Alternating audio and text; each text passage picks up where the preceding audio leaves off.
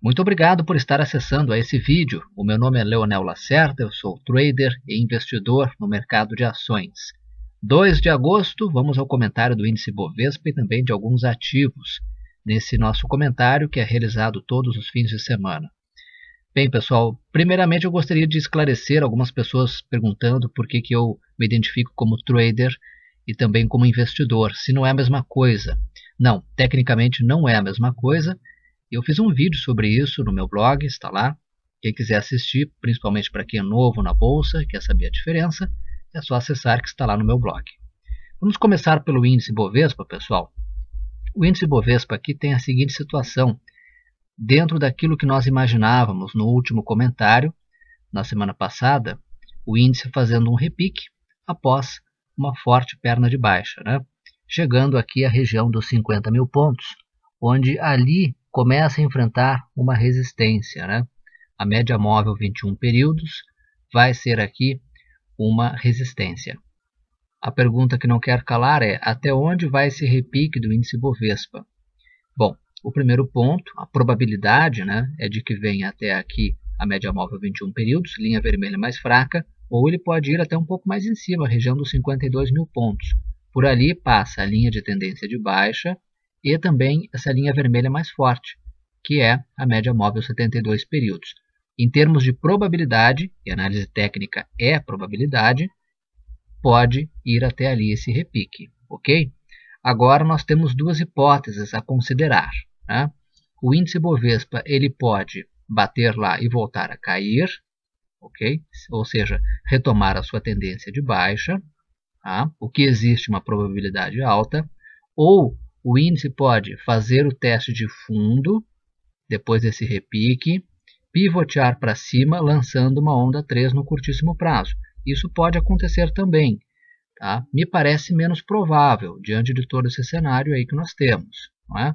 Mas são duas hipóteses a considerar. E em função dessas hipóteses, a gente pode se planejar e se programar e também nos posicionarmos no mercado.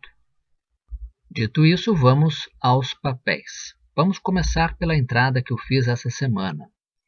Foi na ponta compradora, tá?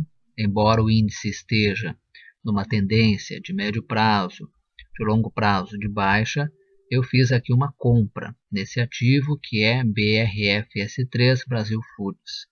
Bom, gente, Brasil Foods, por que eu fiz uma compra? Porque ele voltou a romper o topo histórico. Eu comprei bem aqui nessa região, no rompimento de 68,56. Já tive um ganho aí de quase 4%, um pouquinho acima de 4%. Na sexta-feira, na última sexta, esse ativo deixou aqui um candle de forte alta, um maroboso, né? Vejam que é um corpo, ele não tem sombras, tá? Que indica novas altas, mas foi uma alta tão forte, 4%, que eu até acredito que vai haver aqui uma correção nos próximos dias. Então, quem quiser entrar nesse ativo, não é o momento. Espera lá no gráfico de 60 minutos, pelo menos, uma correção, tá bem?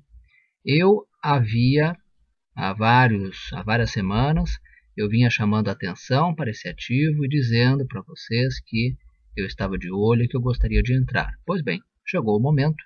Agora eu vou avaliar na segunda-feira se já elevo o stop desse papel aqui, para caso ele venha fazer uma realização mais forte, eu não deixe dinheiro para o mercado, tá bem, gente? Isso aqui, na minha opinião, para mim, vai ser uma operação de swing. E quem pensa em fazer swing, não acho que é o momento de entrar. Espera uma realização. Mas nem tudo é festa, né, gente? Estar comprado em um mercado de baixa é perigoso. Na semana que passou, fui estopado em Cielo. Cielo 3, perda de 5%. Tinha comprado alguns poucos lotes e fui estopado naquele limite que eu me admito perder, 5%. Fui vítima de uma violinada. Vou continuar de olho nesse ativo, porque se e somente se romper 46,30 por ali, posso avaliar uma nova entrada. Tá? Talvez seja um pouco difícil, um mercado em baixa, esse ativo romper o topo histórico, mas continuo de olho. Agora eu vou responder algumas perguntas de vocês. Vamos começar por Petri 4. O Júlio Almeida, ele pergunta qual é o fundo mais importante de Petrobras, Petri 4. Olha, na minha opinião, o fundo mais importante ele está aqui, ó, em 8, com 10, R$ 8 por ali, tá bem? Porque foi o fundo mais importante recentemente. Lembra dessa lateralização aqui no final do ano passado, começo deste ano? Pois bem, o ativo bateu ali pelo menos 3 vezes, né? Então, na minha opinião, esse é o fundo mais importante. Mas em termos de fundo imediato, é essa região de 9,50. Tá?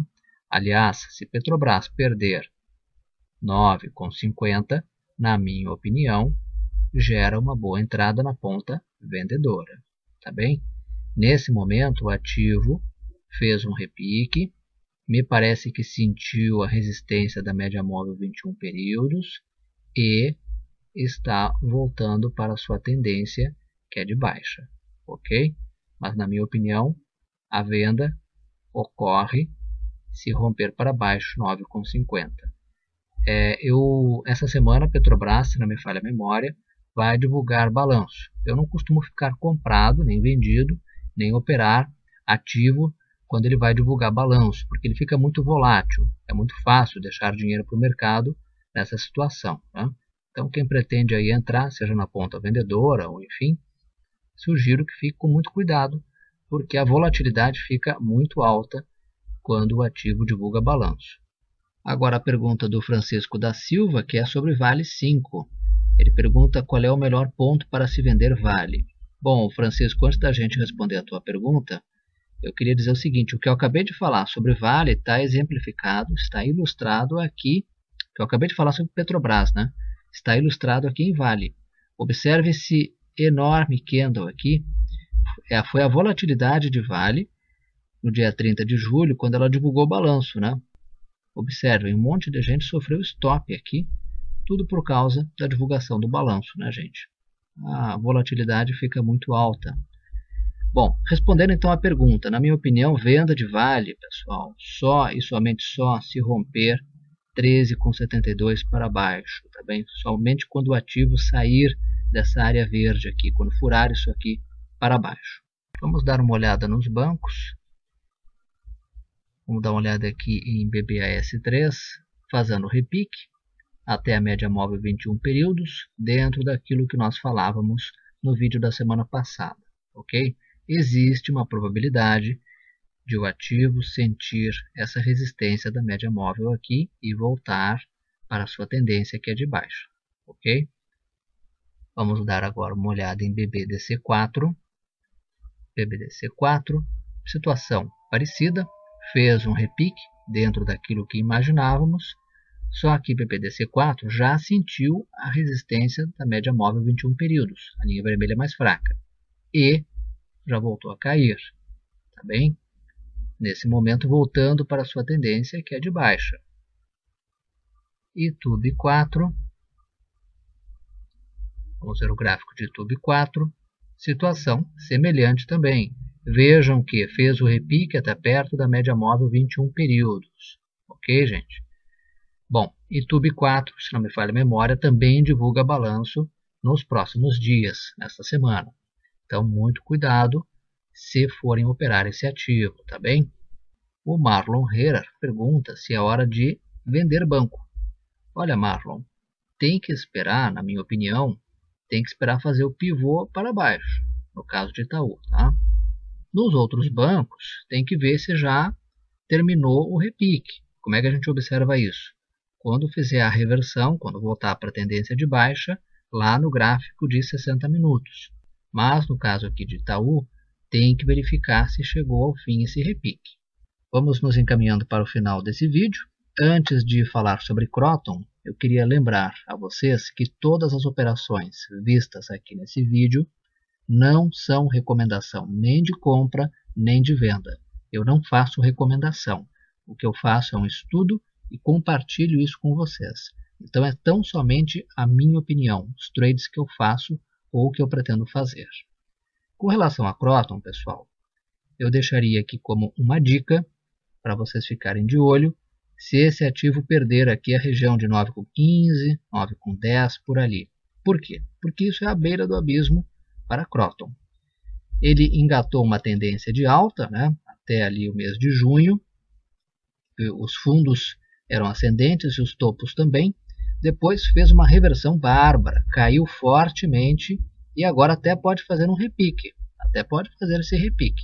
Mas, se e somente se cair abaixo de 9,10, eu quero fazer uma entrada na ponta vendedora nesse ativo. Nesse momento, talvez não seja a hora de vender ainda. Vejam que o índice de força relativa está numa região sobrevendida, né, gente? Se está numa região sobrevendida, não temos muito o que fazer, né? Então ele não nos dá um sinal verde para sairmos vendendo neste momento. O ideal é que ele faça esse repique e volte a cair, perdendo essa região de 9,10 aqui, que fica bem interessante para a venda. Pessoal, muito obrigado pela atenção de vocês. Qualquer dúvida, se tiverem, se quiserem me escrever, o e-mail está aí embaixo. Uma ótima semana a todos!